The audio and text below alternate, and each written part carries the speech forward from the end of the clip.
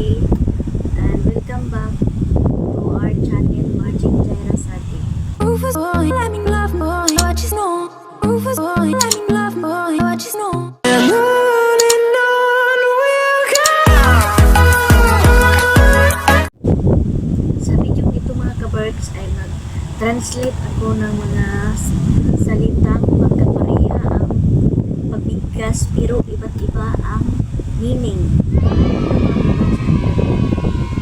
Mga Tagalog, Bisaya na words na may iba't ibang kahulugan pero pareha bigkasin, magkapareha sila pagbigkasin. May sampu akong dito sampung mga words, mga keywords na babanggitin ko sa Bisaya. I-translate siya sa Tagalog, Bisaya, kaiba siya. Ang number 1 po ay pila. Ang pila sa Tagalog ay full line. Pag sa Bisaya naman o Cebuano ay how much pila ka buok, how much pila ka buok, pila ka buok ang bilhin, magkano ang bilhin. Number 2, asa sa Tagalog, umaasa, yung umaasa ka sa tao, ayaw naman sa yun, umaasa. Kung sa Bisaya, asa, where, asa nibutang, asa nilagay ang Oh no! asa nilagay, ganon. Asa number 3, samin. Ang samin sa Tagalog, amin, ours. Kung sa Bisaya naman, samin, salamin. Kung sa Bisaya naman ang samin. Number 4, hilo, Tagalog, nahihilo. Kung sa Bisaya, hilo. Nahilo. Oh no! Yung nahilo siya, na poison. Sinulid yun sa Bisaya. Number 5, libang. Libang kung sa Tagalog, yung gusto niyang magsaya. Gusto niyang maglibang pa, magsaya siya. Kung sa Bisaya naman or Cebuano, yung libang ay nagtatai or nagdudumi na siya ng yun. Number 6, bitaw. Bitaw, kung sa Tagalog ang bitaw, bibitawan. Bibitawan ka na niya.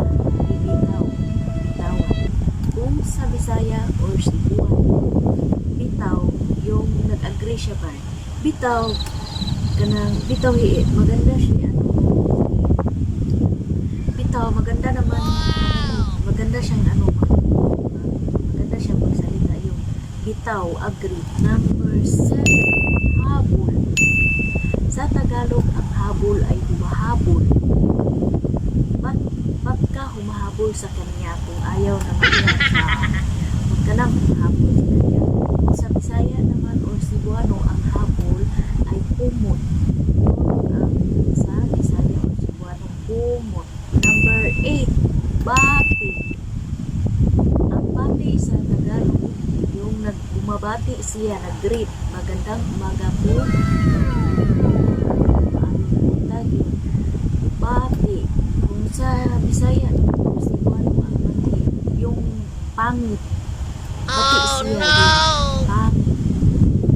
Number 9, palit. Ang palit naman sa Tagalog, magpalit sila ba? Mag-exchange. Tagalog, palit. Kung sa Bisaya naman o Cebuano, ang palit, bibili siya, bibili. Palit ko, bibili ako. Palit ko. Cellphone, bibili ako na silver. Number 10, langgam. Ang langgam sa Tagalog, yung magapang langgam, and. Kung sa Tagalog, and. Kung sa Bisaya naman sa atin, kung sa Cebuano, ang langgam, yung lumilipad, ibon. Oh no! Ibon. So, yun mga ka-words. Yun ang mga words na kapariha bigkasin